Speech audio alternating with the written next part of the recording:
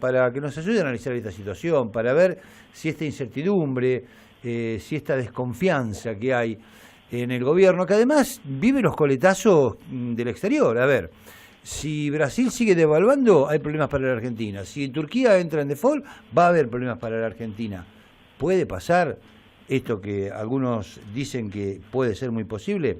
No lo sé. Gonzalo lo va a explicar. Un gusto. Gonzalo, Alejandro te saluda de Radio de la Bahía. ¿Cómo estás? ¿Qué tal, Alejandro? ¿Cómo te va? Bueno, me has dejado en aprietos tratar de responder la cantidad de interrogantes que planteaste. Evidentemente no son sencillos. Yo creo que para ir desandando cada una de esas preguntas necesitaríamos bastante tiempo para pensar y ver las alternativas de lo que pudiera o no pudiera pasar. A ver, es difícil o es complejo prever lo que puede ocurrir, sobre todo con la experiencia que tuvimos el año pasado, en el cual ninguno, ni periodistas, ni comunicadores, ni economistas, ni me imagino equipo económico, etcétera, se imaginaba que iba a pasar lo que pasó. Entonces es complejo y uno trata de ser precavido en proyectar. Digamos, desde el CREVA lo que nosotros tratamos de hacer es tomar como referencia informes oficiales, sea del INDEC, sea de, digamos, a nivel nacional del INDEC, Banco Central, algunas consultoras, colegas que tienen muchas trayectorias, más indicadores internacionales, que puede ser el propio fondo, calificadoras internacionales como Fitch, bueno, en fin, en función de los pronósticos que se describen, bueno, nosotros los tomamos como referencia. No hacemos proyecciones, pero bueno, evidentemente la situación no es tan fácil, porque si no, no estaríamos hablando de todas estas interrogantes a futuro. Claro. Si vos, a ver, pensemos, cuando vos decís que una inflación de posible 3 dígitos, una tasa de interés de 3 dígitos... No lo digo yo, te digo la verdad, No, yo bueno, recojo igual que ustedes. Cuando lo comentás, claro. Porque por ahí hay algunos que entran en pánico. Obviamente la idea no es generar pánico, ni mucho menos, pero hay que tratar de comunicar bien y a mi entender yo te diría que no creo que lleguemos a una inflación de 3 dígitos ni tasas, por ejemplo, de las LELIQ a 3 dígitos. Me animo están ahí, las tasas están en 70 ya casi, ¿no? De las LELIQ. Están en 67, viste, estuvimos en 70 y pico en octubre del año pasado. Obviamente las tasas LELIQ son referencias, porque si nosotros nos vamos a las tasas de interés por descubierto, por descuentos de cheque, en lo que es el sistema bancario, bien sabemos que están por encima del... Estamos arriba de eso, claro. Claro, ya estamos arriba del 100. Uno habla, bueno, a ver, las LELIQ, ¿qué pasa si hay una corrida cambiaria? Que eso podría llegar a ocurrir. Ocurrió el año pasado, yo creo que el gobierno aprendió y tiene muy en cuenta el no dejar escapar demasiado el dólar, porque es lo que sabe el gobierno, que esto genera pánico. Como no genera pánico es corrida cambiaria más que, te diría, bancaria. Básicamente porque la probabilidad de que nosotros que tenemos plazos fijos, o el común de la gente, o los que pueden tener plazos fijos, lo saquen para irse al dólar, no es tan sencillo. Además, vos bien dijiste, ahora el Banco Central, digamos, permite que los bancos aumenten su cartera de LELIQ. Vos pensás que los bancos de todos sus depósitos tendrán un 30% de los depósitos que son en cajes y que van obligatoriamente al Banco Central y ellos no generan ningún tipo de renta. Por el resto de la cartera había un porcentaje importante que iba a las LELIQ. Ahora lo aumentan. Entonces hay mucho más. Bueno, ahí el banco gana mucha guita, porque por LELIQ le están dando tasas de cercana al 70% y por plazo fijo el banco ¿cuánto da? ¿45, 47? El banco cuesta subir las tasas, pero uno habría que desmenuzar un poco que del 100% de los plazos fijos que tiene el sistema bancario, un 30% no generan tipo de interés porque están, digamos, en el Banco Central como en caje. Como un caje, lo que explicaba recién, después, claro. Después tenés 2/3 más y bueno, habría que ver cuánto de esos 2/3 es lo que hoy está en LELIQ y cuánto no está, porque si viene alguna disponibilidad para préstamo, porque el banco vos vas y decís, bueno, o uno dice, bueno, no hay crédito, en realidad hay crédito, depende cómo lo mires. El crédito está, te dice el sistema bancario. El tema es que, bueno, las tasas son tan altas que nadie viene, pero la plata está disponible. Habrá que ver qué dinero está disponible. Es decir, claro, habría que hacer un poquito más pormenorizado, ver de qué disponibilidad hay y cuánto de los depósitos están en LELIQ. De todas formas, sí hay latente una posible corrida cambiaria, hay un temor de que pueda ocurrir lo que pasó el año pasado, o pensar que tuvimos el valor de la moneda subió más del 100%, la moneda internacional, ¿no?, del dólar, subió más del 100%, los precios se acomodaron casi un 50%, es decir, hay una diferencia importante entre lo que aumentó el precio del dólar a lo que se trasladó el precio, y eso no sabemos dónde está, en qué lugar se encuentra.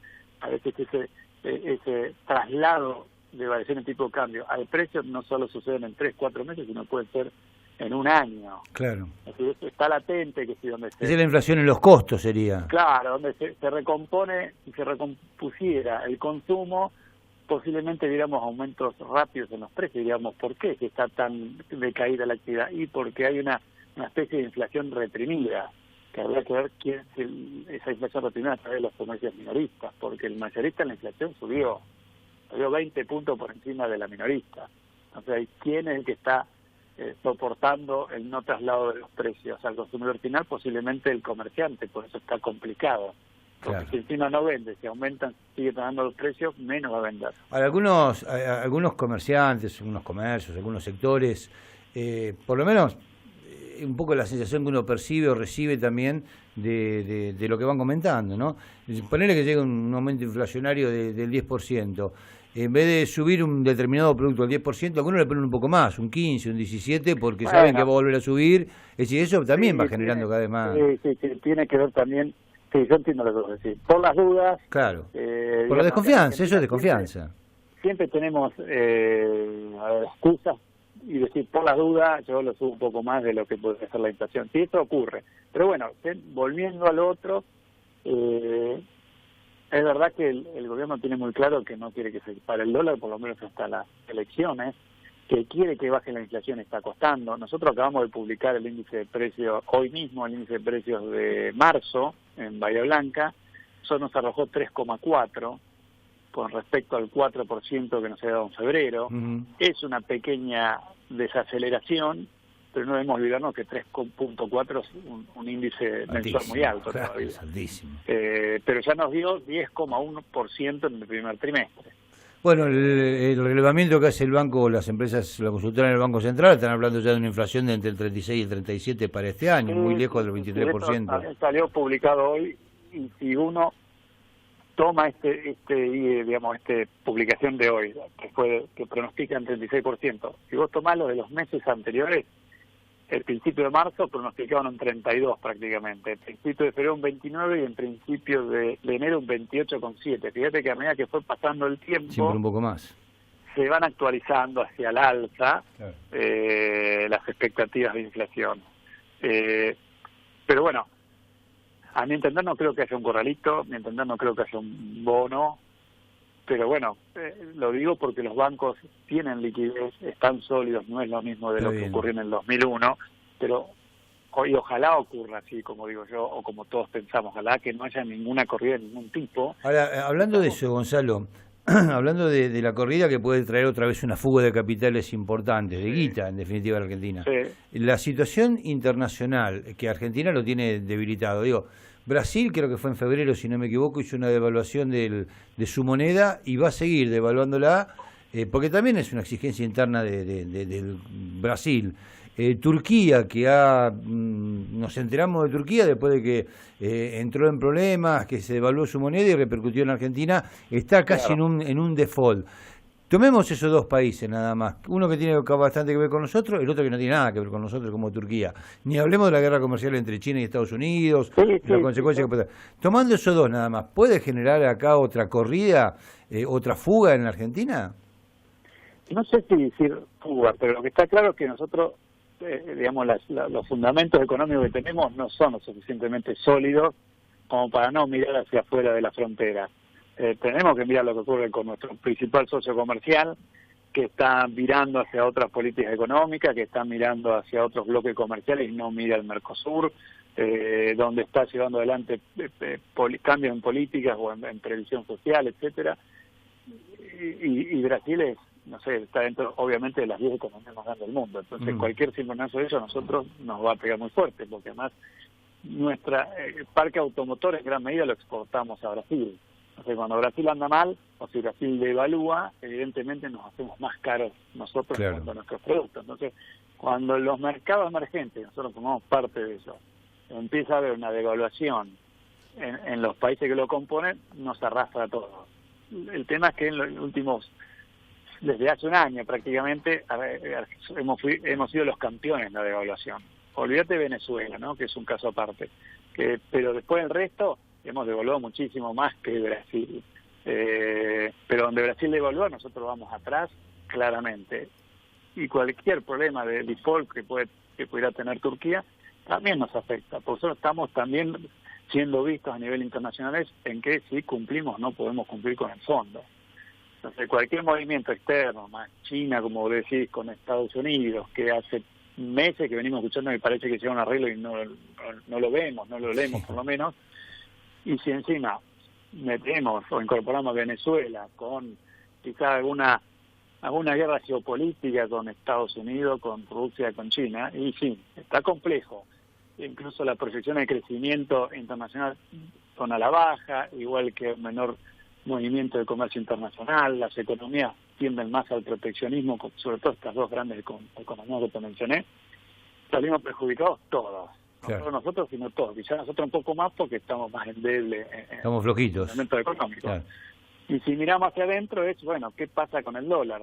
Puedo intervenir recién cuando esté arriba de 50, pero bueno, si yo logro que el Fondo Monetario me habilite con los 10.000 millones de dólares y con que deberían venir próximamente, y tengo 60 millones para intervenir, más un grado más de libertad de las tasas, más la cosecha que hablábamos la semana pasada, bueno, a ver, van a liquidar, algunos dicen a cuentagotas y otros dicen no, tienen que liquidar porque tienen costos, porque tienen que seguir produciendo. Hasta donde entiendo, que es poco de esto, pero hasta donde entiendo, por una cuestión impositiva, cuanto más tarden en liquidar, pasan a pagar impuestos el año que viene, así que por ahí no liquidan hasta el medio de año. Por eso, y hay que ver los grandes jugadores, exportadores, qué espalda financiera tienen, si especulan con respecto a esperar un poco para liquidar las divisas en función que el tipo de cambio suba un poco, o necesitan liquidar esas ganancias para seguir financiando su producción, o pensar que en general los insumos están dolarizados, entonces y necesitan pagar sus cuentas. Eso habría que ver y habría que pensar. Depende de quién escuches. Hay gente que dice, bueno, van a esperar y especular. Otros dicen, van a ponerlo en cuentagotas. Claro. Otros dicen, no, tienen que incorporarlo, o digamos, liquidar las divisas porque necesitan seguir su ciclo productivo. Después se dice, marzo fue el mes de los últimos 10 años que menos divisas se liquidaron, alrededor de 1.000 millones de dólares. Eso es un indicador, pero también te indica que a partir de abril o a partir del mes que viene se está especulando que podrían ser 27.000 millones de dólares, potenciales 27.000 millones claro, de más los 10.000 que vendría el fondo, uno debería estar tranquilo en ese sentido. Bien. Después el Fondo Monetario dice, bueno, después de diciembre vamos a seguir teniendo buenas relaciones con Argentina. Entonces es un mensaje que por ahí muchos no lo ven, la gente común no le importa, pero por ahí esto es un mensaje más hacia las expectativas, como diciendo, esto no se acaba en junio, fin de junio, cuando se presentan los candidatos, ni cuando haya la elección en octubre. Esto sí, hay una relación que va a continuar. Claro. Entonces, sí hay que prestar atención a todos estos mensajes. Por otro lado, acaba de publicar, digamos, el INDEC, lo que fue la industria, cómo evoluciona la industria de la construcción. Que volvió a caer, en febrero volvió a caer la industria y la construcción. Digamos, enero y febrero son indicadores que cuando vos los comparás contra enero o febrero del año pasado, son estos datos que te alarman, ¿no? Cayó 8,5 claro. La industria, la construcción 5% en febrero. Cuando vos lo comparás mensual, qué pasó en febrero con respecto a enero, ves mejoras, y no es la primer mes que hay una mejora, sino también de enero con respecto a diciembre. No son mejoras grandes, pero sí son datos positivos. Se entiende. Ahí hay dos lecturas, depende de cómo la leas y el medio de comunicación de cómo te lo presenta. Pero si vos comparas con el año pasado, que los primeros 4 meses fueron fenomenales y con una recesión muy grande, vamos a estar encontrándonos con estos datos de la industria cayó 8,5 en febrero respecto a febrero del año pasado. Pero es interesante poder rescatar lo que pasó de un mes a otro.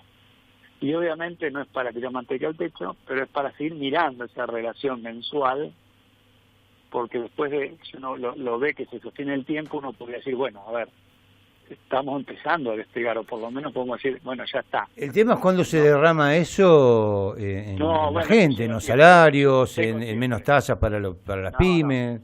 Yo sostengo que cuando la crisis es tan fuerte, en tan poco tiempo y tan profunda, revertir ese proceso lleva tiempo. Difícil de saber, pero sí por lo menos uno puede visualizar que puede algún sector revertir su tendencia negativa y ver si sostiene el tiempo, ¿no? ¿Por qué tuvo que pedir Argentina un waiver, un perdón a los Estados Unidos, al Fondo Monetario Internacional?